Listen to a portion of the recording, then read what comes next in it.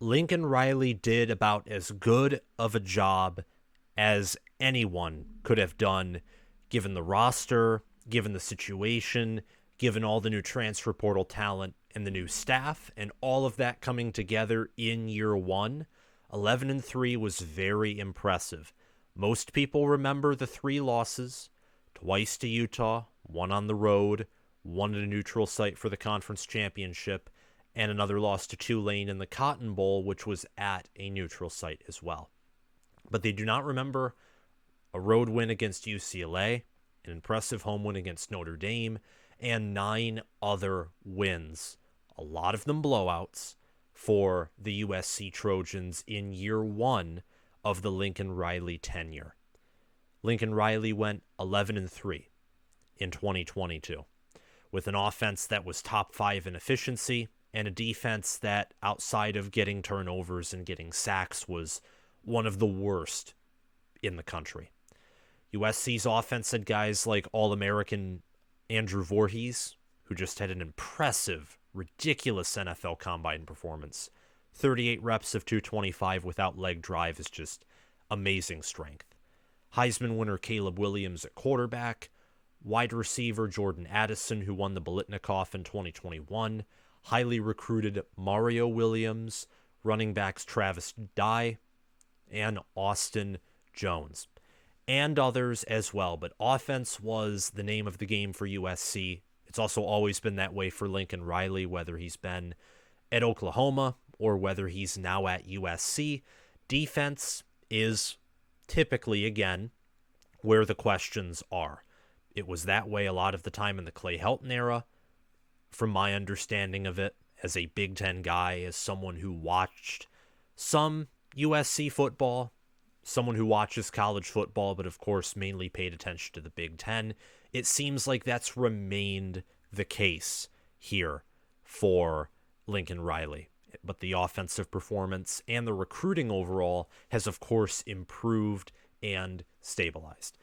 Before we get into the remainder of this video, I encourage you all to hit the like button, hit the subscribe button, click the notification bell, and comment your thoughts on USC football down below. After a bad, rough start in 2021, USC and Clay Helton parted ways. Clay Helton had been bogging down the program for years. They made a huge move to get Lincoln Riley to come to USC. Instant impact in year one, but of course, the expectations are high. The talent in Southern California is limitless. And now here we are. The expectations are only going to rise from here. USC and Lincoln Riley agree that higher standards are in for year two, and a better defense is expected.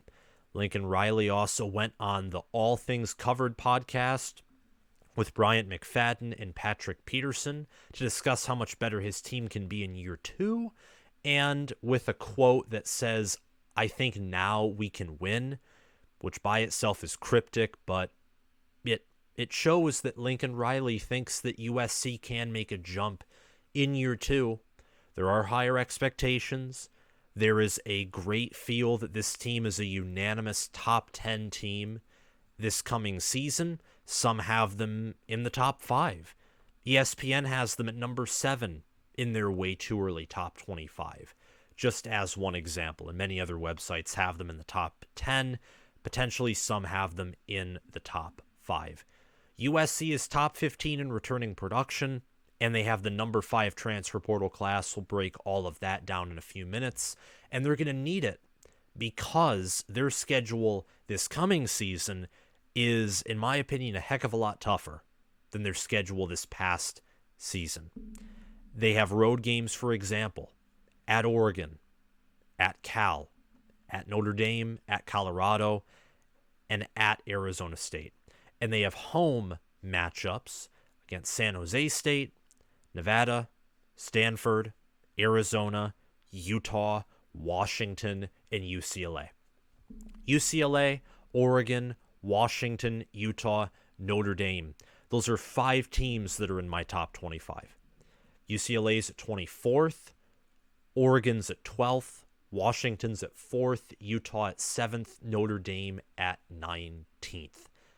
Very tough schedule. USC in 2022 in the regular season faced, I think, 3 ranked opponents. They beat 2 of them in UCLA and Notre Dame. They lost to 1 in Utah. Overall, I think they went 2-3 against ranked opponents in Lincoln Riley's first year.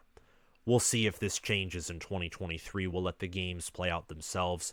I'll come back to this schedule going through an order from the first game to the last game, even mentioning when the bye is, so on, so forth, and sort of making a prediction on whether I think they're going to make the Pac-12 championship game or not, given how deep the Pac-12 conference is.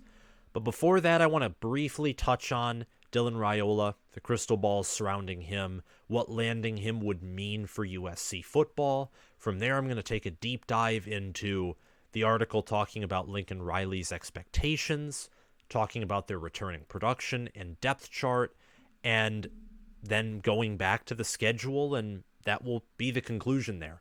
So please stick around, watch the entire video so it can get into the algorithm, and keep in mind, when you subscribe to the channel, you're helping a channel grow that is one of the best providers of college football content, plus there will be a giveaway at 10,000 subscribers. So hit the notification bell if you want to be notified for that and notified when I post future content.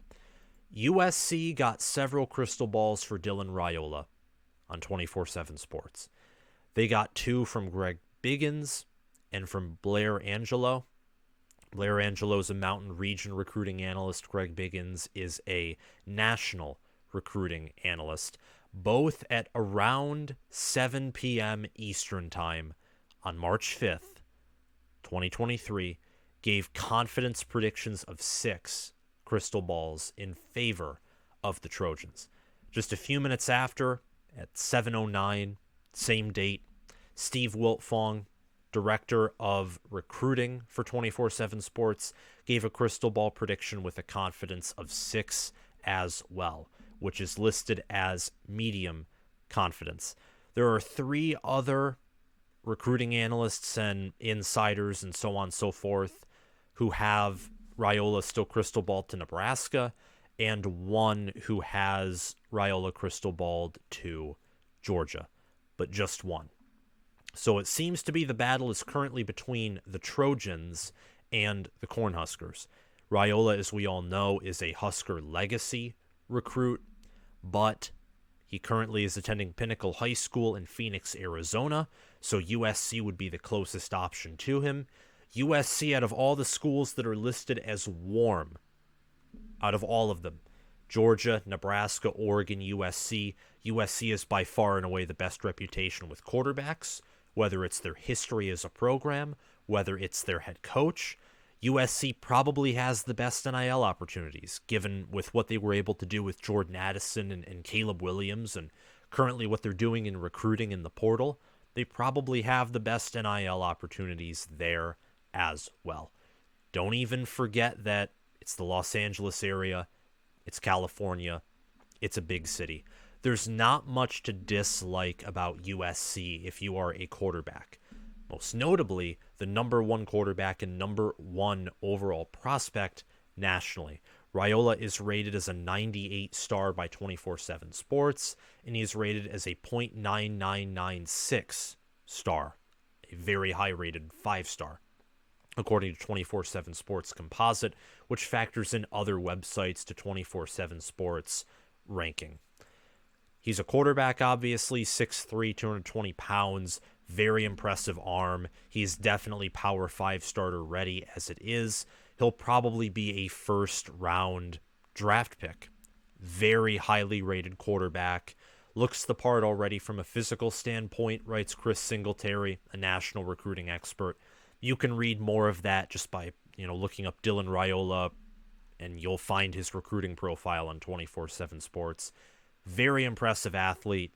Adding him to USC's already stacked quarterback room, which they just added a quarterback from the class of 2023, very highly rated. They have Caleb Williams there, who's going to be the starting quarterback for 2023. Adding Raiola would just make USC have by far, in a way, the deepest quarterback room in the nation.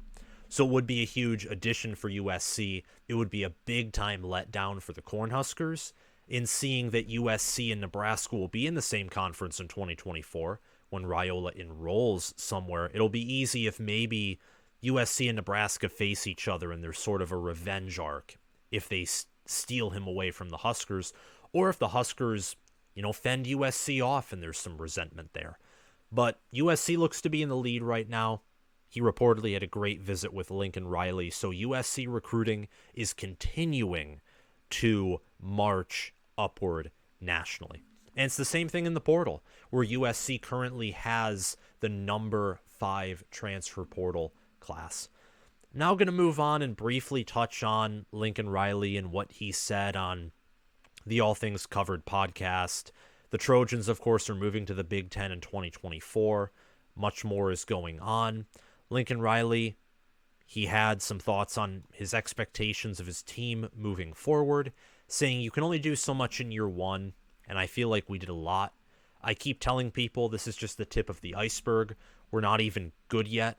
If 11-3 isn't good, then that's, if they can reach that goal of achieving what his expectations of good are, USC will be back into what is probably dynasty mode, which, again, last time that was seen was Pete Carroll in 2004, 2005, 2003, 2002. I think we'll have a chance to get good here pretty quick, which will be a lot of fun. I don't want to put any limitations on what we can accomplish. On some challenges, he said it's gone from teaching the guys what winning looks like, what it feels like, to convincing them that they can do it because they've been down for so long. Psychological hurdles, mentality change, so on, so forth. He also mentioned that, as you guys know, when it comes to USC moving to the Big Ten, you can't do this at a high level with this current team if you're looking too far ahead. Behind the scenes, we'll do the work and get this team ready to go into the Big Ten. As a Michigan fan, I look at USC currently, and the top 3 teams in the Big Ten would boat race that 3-3-5, 4-2-5 Alex Grinch defense, but whatever.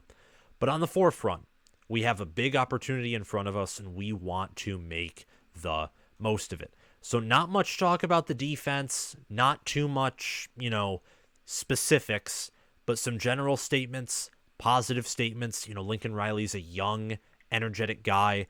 Nothing discouraging about anything he said, but the quote of, I think now we can win, which is cryptic, and he said it on the All Things Covered podcast. Part of me does call that into question, because win, if you mean 11 games, 12 games, if you mean winning the Pac-12, sure, they can definitely do that. They're top 15 in returning production. They're top 10 if you only look at Power 5 teams. They return Caleb Williams, and they have the number 5 transfer portal class. They even make some defensive additions there. Jack Sullivan from Purdue, Mason Cobb from Oklahoma State, some good players all around. But the defense is a problem. And not even from the players, in my opinion. It just is not. Tuli, Tuipulotu, defensive end, led the nation in sacks, 13.5, second in the nation for tackles for loss with 22, named the Polynesian College Football Player of the Year and the Pac-12 Defensive Player of the Year, and many other awards. That man was massive impact. NFL-level player. There's also Mekhi Blackman, Nick Figueroa, a reliable, versatile player who knew the defense very well, lineman and edge rusher. USC loses a lot of talent on defense, and even with all of that talent on defense, here's the thing. Even with all that talent, they still struggled. It was an Alex Grinch defense to the bone. And when they faced a team like Utah, when they faced a team that didn't run an air raid or a highly complex spread, which is what Alex Grinch's defense is designed to counteract, is the same offense that Lincoln Riley runs. It's why it worked to a decent degree in the Big 12. It's why it was employed. when they face a team like Utah, they're going to crumble with said defense until proven otherwise. They're going to crumble against a playoff team. So Alex Grinch, it was announced that he was returning. I don't know exactly why that happened, just from a standpoint of USC obviously wanting to chase championships, not just at the Pac-12 level, but at the national level as well. I wouldn't even say that USC is probably winning a playoff game with an Alex Grinch level defense, but Lincoln Riley's a great coach. The talent that's coming in is only going to build this team to further heights, so we'll have to let the games play out themselves. Again, being top 15 in returning production helps a whole lot. It really does help. Along with Caleb Williams returning, who won the Heisman, was top 10 in QBR, and I believe also top 10 in passer rating this past season. The defense, speaking of the defense, I think it will see improvement, especially at the linebacker core. Now, will it be enough to win a playoff game? Will it be enough to win a national championship? In my opinion, absolutely not. But they bring in Mason Cobb, who is 46th, tied for 46th in solo tackles with 58, 2 sacks, a forced fumble, an interception, 1 pass defended. He had 96 total tackles. 58 of them, again, were solo. 6 foot, 230 pounds from Provo, Utah. Great addition. Absolutely great addition to the USC linebacker room. He's rated as a 4-star according to 24/7 Sports transfer portal ranking. And you also have to remember that he is joining Eric Gentry. We all know, of course, that Eric Gentry transferred in from Arizona State to USC last year. Gentry had 71 total tackles, 50 of them solo, 2 sacks, 3 passes defended, an interception, and he had 2 forced fumbles. A freak athlete at the linebacker position. Joining him with Mason Cobb will cause a huge impact in that linebacker room.